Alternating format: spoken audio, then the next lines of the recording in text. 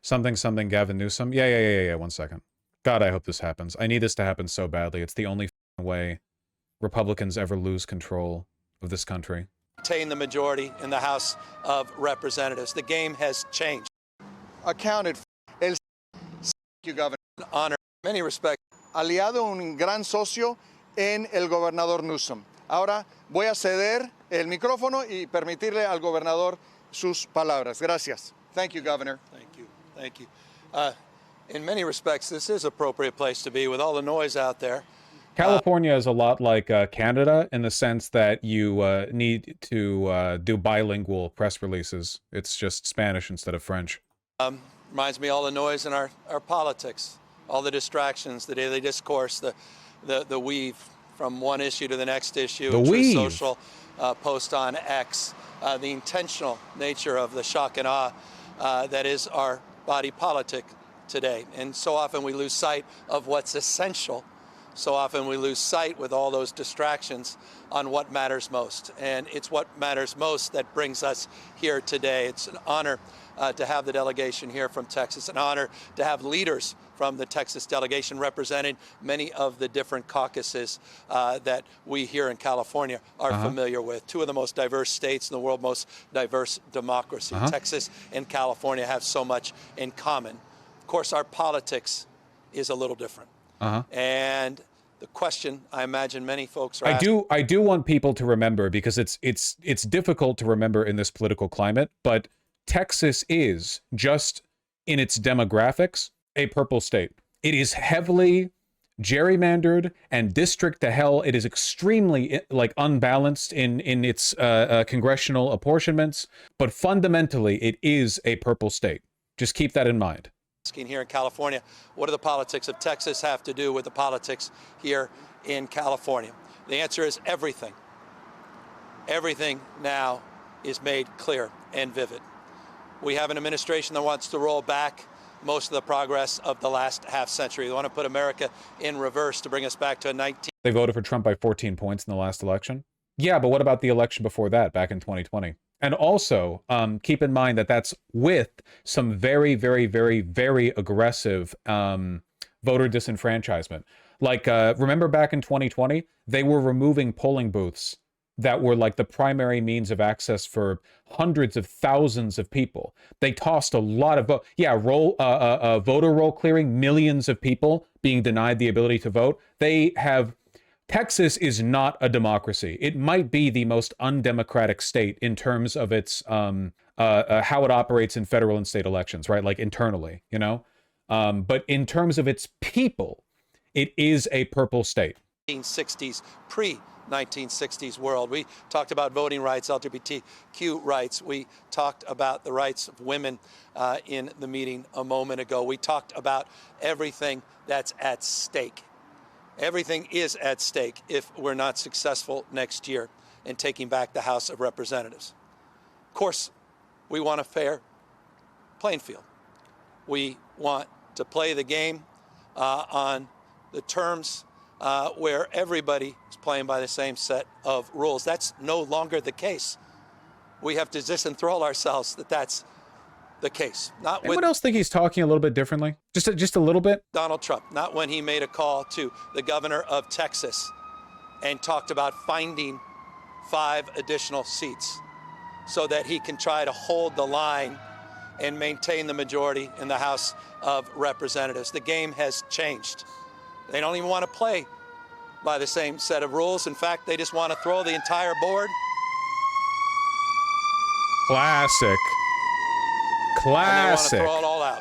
It is a 5-alarm fire for democracy. Very good. In the United States of America. Very good. Yeah, they're all like, yeah, all right, there he is. Have the back not only of those represented from Texas, but the people of Texas that are struggling and suffering from the same kind of assault on not just the rule of law, but this assault on democracy that binds us together as a nation. And so a threat, I think, he sounds a little more stilted, and I think the reason he sounds more stilted is because he's more emotional, and the reason I think he sounds more emotional is because he's nervous.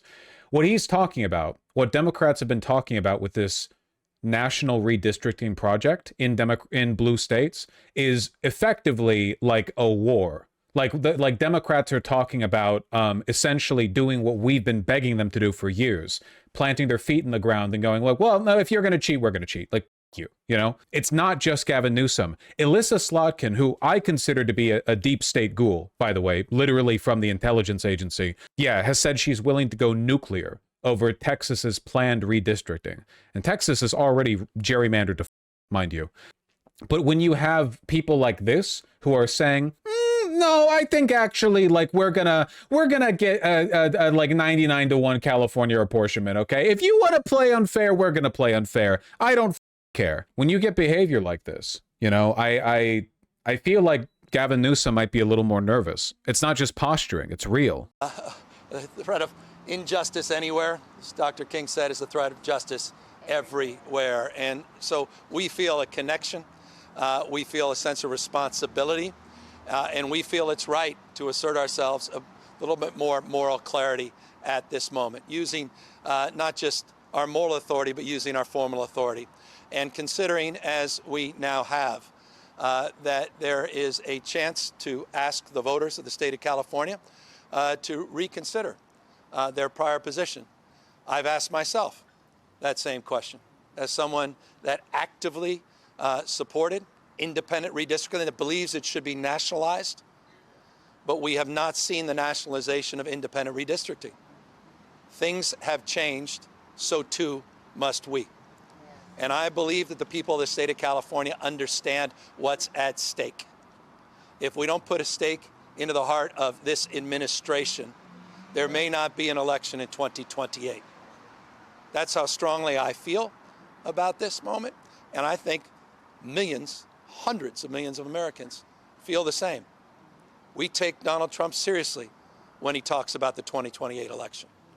I mentioned to my friends a moment ago that I got a hat, a Trump 2028 hat from one of Donald Trump's biggest supporters, one of his biggest and most influential supporters. They're not screwing around. We cannot afford to screw around either. We have got to fight fire with fire. And I'll close on that point. It really makes me wonder if there's been some kind of signal given to Democrats on the back end that Trump's behavior has been destructive enough that it's okay to start really pushing back. I don't really believe people like Gavin Newsom will ever make big moves on their own without some kind of like moneyed interest pushing them to doing so. But yeah, it's not just him. This is a widespread push. Pritzker, as well, who already presides over the fairly gerrymandered Illinois, has essentially said like, yeah, we'll double up. We'll double gerrymander. We'll go for it. We don't care. We'll redistrict. We don't care. But this is shaping up to be an actual fight, which, I mean, normally when stuff like this happens, it's the Republicans get away with doing whatever they want and the Democrats sit there and complain about it. It seems like this time we might actually be getting a real tit for tat. Texas Dems confer with California and Illinois governors on redistricting. We might end up picking up more seats than they can. Texas is already so gerrymandered that any further gerrymandering might actually worsen things for them. Like the whole point of gerrymandering, right? You pack and you split. You're trying to make sure as many of your opponents are contained within one district as possible, and then the ones that aren't, you split them out so they're not a majority in any other district. But in this case, like you can only push that so far. Eventually, you run the risk of turning all of those, split districts into 50-50s. Yeah, you do get diminishing returns on the effort. At the end of the day, there's nothing you can do about the fact that there are just so and so many Democrats in Texas. Yes, the Senate will always be a real struggle for the Democrats, which is why it shouldn't exist. But, do you think this behavior might be influenced by Zoran's election? No, I don't think they're related. It'd be my guess, at least. What more evidence do you need in the state of California in the last just 6 months? Warrantless raids all across this state, threatening to condition disaster aid on the basis of politics, not on the basis of principles and the needs of people. We've seen these illegal tariffs take shape and impact this state disproportionately more than any other state. All of this is on the line. And so that's why we're here drawing not just new lines, but standing firm and trying to hold the line Do you think it's the Epstein stuff? No, I'm leaning more towards Masaigu's argument here. If AFAIK, why am I blanking on what that means again? This change in behavior was a long time coming. Behind closed doors, Dem governors have been agitating quite a bit for the party to fight much harder. I think that there's a wider range, as far as I know. Thank you. Sorry. I think there's a wider range of sort of acceptable, motivated political behavior from Democrat governors, because a lot of the things that bog Democrats down are on the national level, right? Like, the Democrats are most compromised nationally. I think that at the state level, you have more variance in how willing they are to act sort of as like independent agents, to affect their own desires and change, and to have a spine. Being a national Democrat, man, it's got to ruin you. Oh God, look at what it's done to AOC. On democracy, our freedoms, our liberties, things that we can no longer take for granted. So I want to just thank all of you. They all flew out this morning. They recognized the stakes. And look at this Houston gerrymandering. Yeah, exactly. God, look at that. Get that little red sliver right there. Try to get just enough of the Houston Democrat voters towards the center that you disperse them. You disperse enough of them so that you this is the old one. The new ones are even worse. Yeah, it's just, it has been bad in Texas for a long time. Meanwhile, look at California. I don't know if this is the most recent one, but look at that. I'm sure there's some being done here, but seriously, like, this is basically like everyone just gets a cube. Okay, this is before the 2022 redistricting. Hold on. Oh wait, hold on. I don't think this is right. This isn't right. This isn't right. This isn't right. Don't look at it. Stop. I'm tired. There we go. There we go. The thing that makes this look less sussy to me is that if there was real gerrymandering going on, you would see little blue spikes going out from the relatively democratic coastal areas, so you could scrape up like blue seats, you know, like you would try to crack more like across the board, if that makes any sense. Look at Illinois, dude. Everyone in Illinois lives in Chicago. All of 12, 15, 13. Look at that. Half the state. Look at Tennessee. No, we need to see the Gavin Newsom thing. I'm very honored to have had this opportunity to dialogue, to compare notes, and to let the folks know in Texas, but also here in California, this is not an idle threat to our democracy. This is real, and we not only have the back Texans, but we may be back to the ballot here in California, trying to right this wrong. With that answer, happy to answer any questions. Be no need. We'd have no need to move forward. Yeah. There's two paths. We're kicking. It's the right question. We're two paths. There's the cleanest path to be candidate as it relates to asking the voters that enacted this in the first place to consider the new conditions. I mean, I'm reminded of, I think it was the 1865 speech of Lincoln, who said the case is new. So we must think anew, but most importantly, we must act anew. To act the voters of the state of California to reconsider on the basis of the case being anew here in California. But the legislature is kicking the tires, and we're working with the legislature on that alternative path as well. So we're in the process of a deliberative process. Here's an interesting question. What should the districts be? There's a great video on this from the channel Jay Foreman, Mapmen, I think, where they talk about like the fundamental problems with districting, that like the way, like you can preserve some kind of cohesion within the community. You can you can ignore that and try to focus on political representation. Like but it's all mutually exclusive to an extent, you know? I don't really know. All I know is that it's a flawed system that right now is being aggressively weaponized by the right in order to destroy the country, you know? Unfortunately, like that's like so many other systems in this country, it seems like they rely well only on gentlemen's agreements. They only work properly if everyone in power is willing to shake hands and go, okay, well, we're not going to abuse this too much, you know? And as soon as the other side decides they're going to turn the tables and ruthlessly weaponize it against you, unfortunately, you have to do the same. I don't know how we get out of this, right? I don't know, like, at what point do you put your foot down, you go, like, this, we're going to try to build an actual functioning system. At what point do you go, okay, so for the past 50 years, the rule has been that red states aggressively gerrymander in their direction, blue states the other way around. At what point do you say, we're not districting anymore at all, or we're forcing independent districting on every state, no matter what? And then what happens if people start to like pack the seats of the independent districting office? Like there's some way to do that as well. I don't know, man. Moving really blasts your brain. So yeah, it does. You think of everything in your house now as like not an accompaniment to your occupancy, but like a thing that has to be removed and put in a box.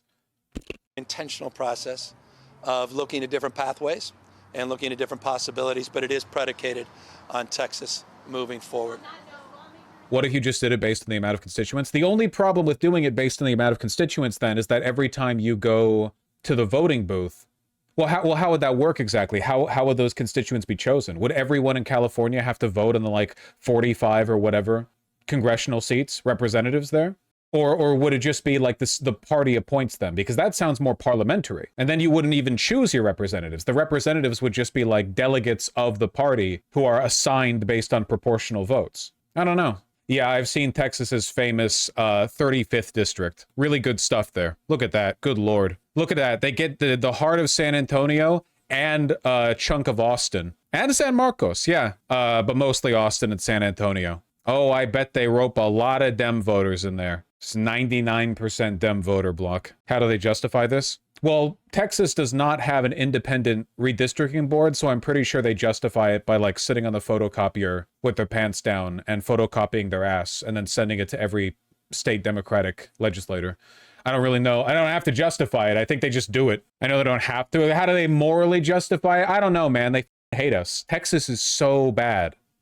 So our message is that we're going to let Californians figure out California. We're going to use every tool at our disposal in the state of Texas to confront this very illegal redistricting process that is going to be done on the backs of historic African American and Latino districts. Woke. So we were coming to share the state of play in the state of Texas, but we have no influence, nor do we want to even suggest how California should proceed. We leave that in the capable hands of Governor Newsom. Well, we'll see. I'm hearing from a lot of my Republican colleagues that they're concerned on two fronts. Number one, the precedent that this sets for them. All right. And I don't understand why Gavin's here if this has to do with Texas, because he's saying that in response to what Republicans are doing in Texas, he wants to redistrict California to match that energy. J.B. Pritzker in Illinois said the same thing. There are other states as well. It was what were the states that talked about it? Washington was one of them. The state of Washington. More gerrymandered Texas district. Oregon needs to get its shit together. Well, if they can. To give you an idea of how gerrymandered Texas already is, they go like 10 points in favor of Trump, at least in the last election. In 2020, they were barely, it was almost 50-50. They were only a few points ahead for Trump. But they're, if you made it a voting percentage based on like House seats, there's something like 35 or 36 points ahead in terms of representation in the House. It's like 25 Republican seats to 12 Democrat seats. I just really hope the Democrats fight back on this one, man. Otherwise, there's basically no chance of them getting the House again.